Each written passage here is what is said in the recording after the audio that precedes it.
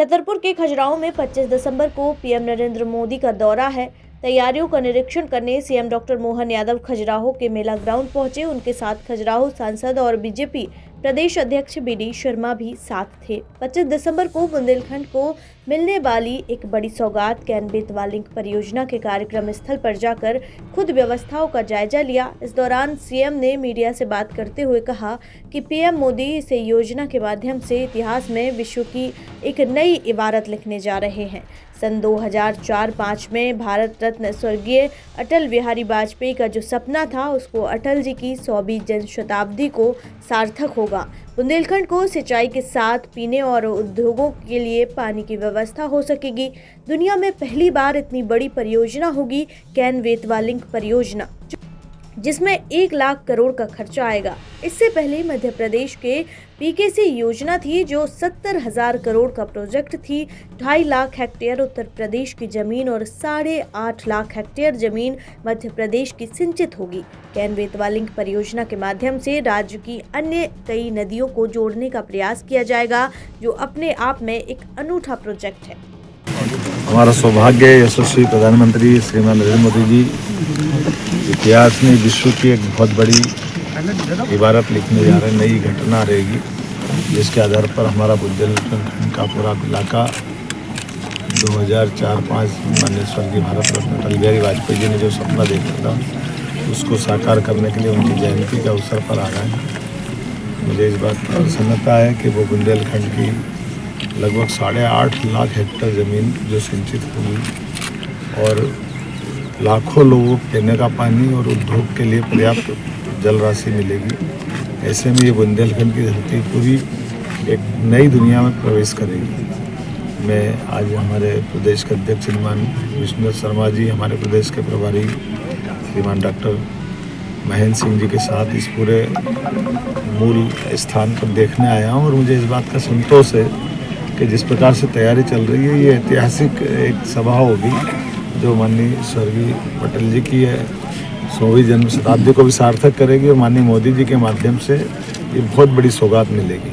दुनिया में कहीं नहीं हुआ इतना बड़ा, इस स्तर का बड़ा कार्यक्रम जैसा यहाँ ये बड़ी योजना बनी, जिसमें 1 लाख करोड़ का खर्च आने वाला है। इसमें 2.5 लाख हेक्टेयर ज़मीन उत्तर प्रदेश की और 8.5 लाख हेक्टेयर ज़मीन हमारी सिंचित होगी। इसके पहले पीकेसी योजना का हमने भूमि पूजन किया, वही मध्य प्रदेश की थी, लेकिन उसमें 70,000 करोड़ का वो प्रोजेक्ट है, उससे कई गुना ज़्यादा बड़ा प्रोजेक्ट है। और इसके बाद में भी इसके अलावा जो हमारे अंदर राज्य के अंदर की सहायक नदियाँ हैं जिनको और जोड़ा जा सकता है, ऐसे कई प्रस्तावों पर काम करेंगे तो मुझे लगता है कि ये प्रस्ताव और इसकी योजना और बढ़ेगी और ये अपने आप में एक अनूठा प्रोजेक्ट बनेगा। Thank you.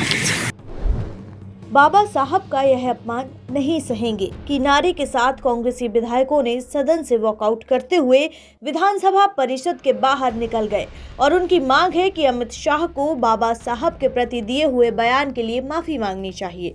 यह अपमान बाबा भीमराव अंबेडकर का नहीं, 140 करोड़ भारतीयों का अपमान है। फूल सिंह बरैया ने कहा कि अमित शाह ने कहा है कि ऐसा पैशन चल गया है कि अंबेडकर इतना नाम अगर भगवान का ले लेते तो 7 जन्म तक उतर जाते। यह कहकर उन्होंने बाबा साहब अंबेडकर का अपमान किया है।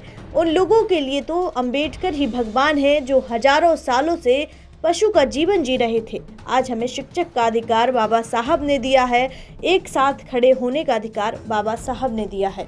अमित शाह गृह मंत्री भारत के जब बाबा साहेब अम्बेडकर को उन्होंने कहा कि ऐसा फैशन चल गया है कि अंबेडकर इतना नाम भगवान का ले लेते तो 7 जन्म तक उद्धार हो जाता।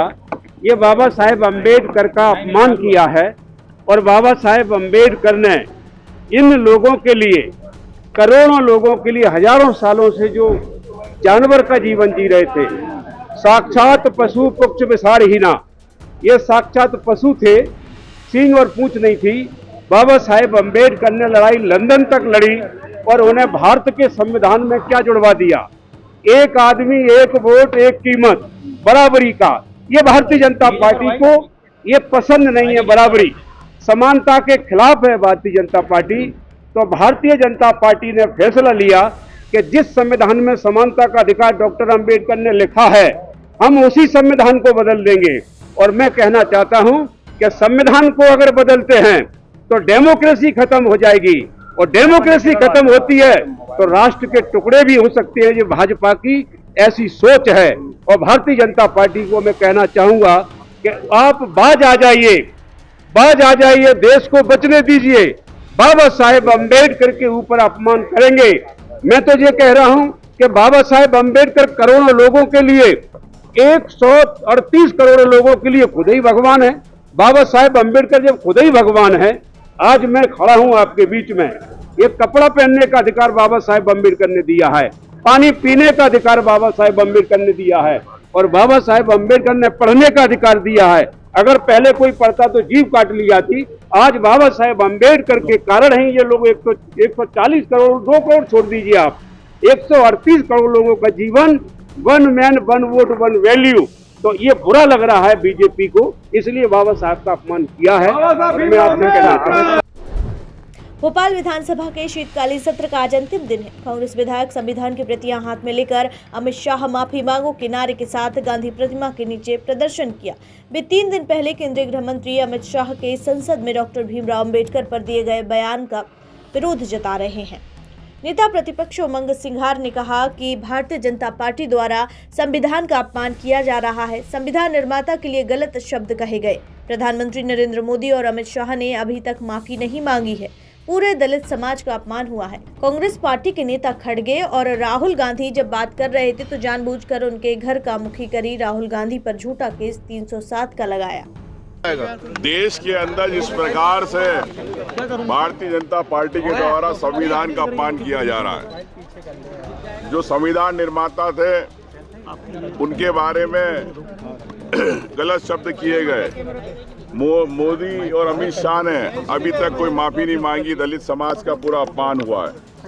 और जब हमारे कांग्रेस पार्टी के नेता राहुल गांधी उनके नेतृत्व में अंबेडकर के लिए जब खड़गे जी जब बात कर रहे थे तो जानबूझकर भारतीय जनता पार्टी के सांसदों ने धक्का मुक्की करी और झूठे केस राहुल गांधी जी पे लगाया 307 का। अगर भारतीय जनता पार्टी और माननीय लोकसभा अध्यक्ष जी को कहना चाहूंगा कि आपने अभी तक कोई वीडियो जारी क्यों नहीं किया। अगर जब पूरे सदन में लोकसभा के अंदर जगह जगह चप्पे पे कैमरे लगे हैं तो ऐसी कोई भी हरकत होती है तो तत्काल रिकॉर्ड पे आती है। लेकिन इससे स्पष्ट होता है कि माननीय राहुल गांधी जी पे झूठा प्रकरण किया जा रहा है और लोकतंत्र की आवाज़, हमारे कांग्रेस के सांसद उनकी आवाज़ को रोका जा रहा है। इसी को लेके हम वापस चाहते हैं कि संविधान, भारतीय जनता पार्टी संविधान को बदलना चाहती है। उन कथनी और करनी में फर्क है। भोपाल विधानसभा में स्कूल शिक्षा विनियमन संशोधन विधेयक 2024 पारित। ऐतिहासिक विधेयक पारित होने के बाद स्कूल शिक्षा मंत्री उदय प्रताप सिंह का बयान। प्रधानमंत्री नरेंद्र मोदी की मंशा के अनुसार नई शिक्षा नीति का मध्य प्रदेश में हो रहा है पूरे तरीके से पालन। स्कूल शिक्षा मंत्री उदय प्रताप सिंह ने कहा कि निजी स्कूलों की फीस की निगरानी के लिए मुख्यमंत्री डॉक्टर मोहन यादव के नेतृत्व में बड़ा फैसला लिया गया है। मुख्यमंत्री मोहन यादव की मंशा के अनुसार प्रदेश में सुदृढ़ व्यवस्था संचालित करने के लिए बनाए नए नियम। अब मनमाने तरीके से स्कूल फीस नहीं बढ़ा पाएंगे। निजी स्कूल एवं नई शिक्षा नीति का पालन अच्छे से हो। नियम के तहत जिला स्तर पर, विभाग स्तर पर बनाई समितियों से लेनी होगी अनुमति। 25,000 से ज़्यादा फीस लेने वाले स्कूलों पर लागू होंगे नियम। आरटीई के दायरे वाले स्कूलों में जाति के आधार पर स्कूलों के साथ कोई भेदभाव नहीं होगा। परिवहन की सुविधा देने वाले स्कूलों का पोर्टल में प्रति किलोमीटर के हिसाब से फीस अपडेट करनी होगी।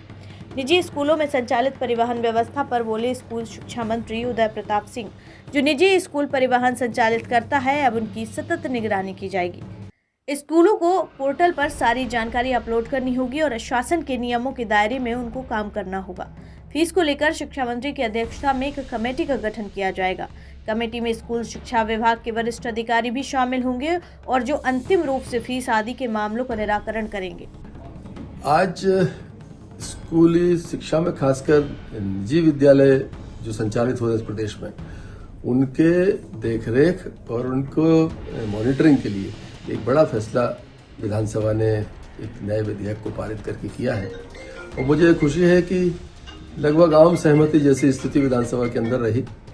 माननीय मुख्यमंत्री जी के नेतृत्व में जो अपेक्षा थी कि प्राइवेट स्कूल्स की मॉनिटरिंग अच्छी हो और नई शिक्षा नीति का पालन हो, अनावश्यक फीस बच्चों से न वसूली जाए, इस सब की मॉनिटरिंग हो, तो हमने जो 25,000 से कम फीस लेने वाले विद्यालय थे और 25,000 से ऊपर की फीस लेने वाले एक सेशन में जो फीस लेते हैं विद्यालय, इनको कैटेगराइज किया है।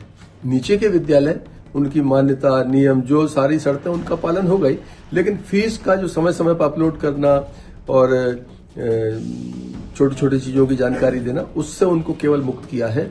लेकिन शासन की पूरे नियम कायदे का पालन करने की बाध्यता पहले जैसी है, राइट टू एजुकेशन की बाध्यता पहले जैसी है, और जो नॉर्म्स है सरकार के, उनको पूरी तरह से बाध्य होंगे। केवल फीस का जो स्ट्रक्चर है उससे उनको मुक्त किया है। 25,000 से ऊपर की जो फीस वाले हैं वो यथावत रहेंगे। उनको हर दिन की अपनी गतिविधियों से पोर्टल के ऊपर अपने आप को अपडेट रखना पड़ेगा।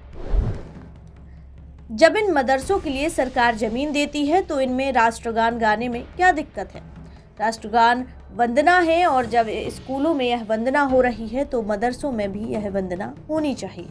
मदरसों में राष्ट्रगान को लेकर विधायक रामेश्वर शर्मा ने कहा कि भारत के संविधान में जो बाबा साहब अम्बेडकर ने संविधान बनाया है, जब सदन के अंदर यह तय हुआ है कि हमारा राष्ट्रीय ध्वज यह होगा, कि राष्ट्रगान यह होगा, जब भारत का राष्ट्रीय ध्वज तय है और जब भारत का राष्ट्रगान क्या है, पंडित जवाहरलाल नेहरू ने भी राष्ट्रगान गाया है, तो मदरसों में राष्ट्रगान गाने को लेकर क्या दिक्कत है? यह कोई मदरसे पाकिस्तान से नहीं है, हिंदुस्तान के मदरसे हैं। जब इन मदरसों के लिए जमीन यहाँ की सरकार देती है तो राष्ट्रगान होना चाहिए, राष्ट्रगान वंदना है। देखिए, राष्ट्रगान के बारे में पहले भी मैंने कहा था और आज भी मैं कह रहा हूँ कि राष्ट्रगान अनिवार्य क्यों नहीं होना चाहिए। भारत के संविधान ने, जो बाबा साहब अम्बेडकर ने जो संविधान बना है, उस संविधान के अनुसार जब सदन के अंदर संविधान रखा गया तो उसमें तय हुआ कि ये भारत का राष्ट्रीय ध्वज होगा, ये भारत का राष्ट्रगान होगा। जब भारत का ध्वज तय है, भारत का राष्ट्रगान तय है, पंडित जवाहरलाल नेहरू ने भी जब वो राष्ट्रगान गाया है, तो आज मदरसों में राष्ट्रगान हो, इस बात पर बहस क्यों होनी चाहिए? बल्कि स्वीकार होना चाहिए, राष्ट्रगान तत्काल लागू होना चाहिए। और राष्ट्रगान में आपत्ति क्या है? आपत्ति है तो कांग्रेस के नेता बताएं कि क्या आपत्ति है। अगर राष्ट्रगान देश के वंदना है तो अनिवार्य रूप से जो है शिक्षा पद्धति का हिस्सा है और मदरसों में भी होना चाहिए। मदरसे कोई पाकिस्तान में नहीं है, हिंदुस्तान के मदरसे हैं। जब यहाँ की जमीन सरकार देती है, जब यहाँ पर वजीफा सरकार देती है, जब मदरसों में मुल्ला मौलवी पढ़ाते हैं, उन कईयों को तो वेतन भी सरकार देती है, तो वहां पर राष्ट्रगान भी होना अनिवार्य था, अनिवार्य है और अनिवार्य होना चाहिए, क्योंकि ये भारत के स्वाभिमान का गान है। राजधानी भोपाल के अरेरा हिल्स स्थित मेडी स्कैन सेंटर में जांच करवाने आने वाली महिलाओं के अश्लील वीडियो बनाए जाने का सनसनीखेज मामला सामने आया है। सेंटर संचालक सोनोग्राफी से पहले महिलाओं को चेंजिंग रूम में कपड़े चेंज करने के लिए भेजते थे। इसी दौरान चेंजिंग रूम के फॉल सीलिंग में छिपाया हुआ मोबाइल फोन से वीडियो बनाए जाते थे। गुरुवार को एक महिला चेंजिंग रूम में गई तो उसके पति ने मोबाइल देख लिया। मोबाइल में फरियादी की पत्नी और एक अन्य महिला का अश्लील वीडियो मिला। जब फरियादी पति ने महिला के वीडियो बनाए जाने के संबंध में मेडी स्किन सेंटर के स्टाफ से पूछताछ की तो स्टाफ गुंडागर्दी पर उतारू हो गया। उन्होंने फरियादी के साथ मारपीट की, साथ ही मोबाइल फोन भी छीनने का प्रयास किया, लेकिन जागरूक फरियादी ने मोबाइल फोन को लेकर सीधे पुलिस थाने की ओर दौड़ लगा दी। गंभीर मामला होने के चलते अरेरा हिल्स पुलिस भी तत्काल एक्शन में आई। उन्होंने जिस व्यक्ति का मोबाइल था उसे मौके से ही गिरफ्तार कर लिया। साथ ही पुलिस ने चेंजिंग रूम को भी सील कर दिया है। पैथोलॉजी के कितने लोग इसमें शामिल थे, पुलिस इसे लेकर भी जांच कर रही है। पुलिस को आरोपी के मोबाइल से महिलाओं के कपड़े बदलते हुए वीडियो बरामद हुए हैं। शुरुआती जांच में सामने आया कि मेडी स्किन सेंटर में पिछले 3 महीने से आरोपी युवक काम कर रहा था। महिला का वीडियो बनाए जाने के बाद परिजन आक्रोशित नजर आ रहे हैं। पीड़ित परिवार ने पुलिस की मौजूदगी के बीच मेडी स्किन सेंटर पहुंचकर हंगामा किया। पीड़ित महिला की सास का आरोप था कि आज हमारी बहू के साथ यह हुआ है, इससे पहले न जाने कितनी महिलाओं के साथ यह घटनाक्रम हुआ होगा। पुलिस को तत्काल चेंजिंग रूम ही नहीं पूरे स्कैन सेंटर को भी सील करना चाहिए। हमें खुशीलाल हॉस्पिटल से रेस्पॉन्स दिया था। मेडी स्किन करके सेंटर रहेगा रोशनपुरे पे, एयरटेल ऑफिस के सामने मालवीय नगर में। तो वहाँ पर हम गए, MRI के लिए पेमेंट वगैरह हमने सब जमा कर दिया। चेंजिंग रूम के अंदर उनको ले गए, चेंजिंग रूम करके अंदर MRI सेंटर के मशीन के अंदर ले गए। वहाँ पर उन्हें डर लगा तो उन्होंने हमें बुलाया, तो हमारे मोबाइल वगैरह लॉकर के अंदर रखवा के हमें अंदर कर दिया उन्हें। जब हम वापसी आए, MRI जांच हो गई थी, तो हमने जैसे वहाँ पर वाइप चेंज करके आई, तो वहाँ पर मोबाइल लेने में अपना पर्स वगैरह लेने गया, तो वहाँ पर कैमरे के अंदर फॉल सीलिंग के अंदर मोबाइल चालू करके वीडियो चालू थी 27 में कुछ सेकंड की। तो वहाँ पर स्टाफ के ऑनर के पास गए, तो उसको बुलाओ काउंटर पे, तो कहने लगा हमारे इधर ऐसा नहीं होता। उन्हें झूमा झटकी करी अंदर जहाँ कैमरे लगे थे उधर, तो कहने ऐसा वैसा नहीं होता। अब हम ये चाहते हैं उस पर कार्रवाई हो, वो सील हो, ताकि और भी महिलाओं के वीडियो होंगे उस मोबाइल के अंदर। एक लेडीज का और वीडियो जो हमसे पहले गए थे वो बाद में भी गए, और भी वीडियो होंगे उसके मोबाइल के अंदर। आपने वीडियो देखे हो? हाँ, मैंने अपने हाथ से भी, आपत्तिजनक वीडियो है पूरा, वो चेंज करते में वीडियो है पूरा। तो इसमें स्टाफ भी मिला हुआ है, स्टाफ की पूरी कार्रवाई है कि स्टाफ के लोग इसके साथ हैं। थाना अरेरा हिल में एक डायग्नोस्टिक सेंटर है, वहाँ की एक शिकायत आई है। एक महिला ने एक शिकायत की है कि जब उसका जो भी डायग्नोसिस के लिए वो गई थी और उसका जो मेडिकल इक्विपमेंट से जो कार्रवाई होनी थी, उस दौरान में चेंजिंग रूम में उसके साथ ये हुआ कि कहीं कोई कैमरा लगा था कि वहाँ जो काम करने वाला था उसने अपना मोबाइल के कैमरे से उसके फ़ोटो लेने की कोशिश की है। उस शिकायत पर से हम कार्रवाई कर रहे हैं। जस्ट अभी की शिकायत है और महिला सब इंस्पेक्टर के द्वारा बयान लिए जा रहे हैं और आगे क्या कार्रवाई है पूरी उसकी वैधानिक कार्रवाई हम वीडियो ये जहांगीराबाद निवासी एक युवती हैं नेहा कौशल, उनके द्वारा शिकायत की गई है कि मेडिस्कैन सेंटर में वो MRI कराने आई हुई थी आज। तो यहाँ पर जो चेंजिंग रूम है जहाँ पर कपड़े बदलते हैं, उस छोटे से रूम में उनने देखा कि ऊपर फॉल सीलिंग में एक मोबाइल कैमरा रखा हुआ है। तब उनके पति ने भी यह देखा था। इसके बाद वो थाने पर शिकायत करने आई। तो एक जो यहाँ पर काम करता है, करीब 3 महीने से काम कर रहा है, एक विशाल ठाकुर नाम का, उसके द्वारा यह हरकत की गई और मोबाइल कैमरा उसका ही है। वो मोबाइल कैमरा हमने अभी अपनी स्टडी में ले लिया, उसको चेक कर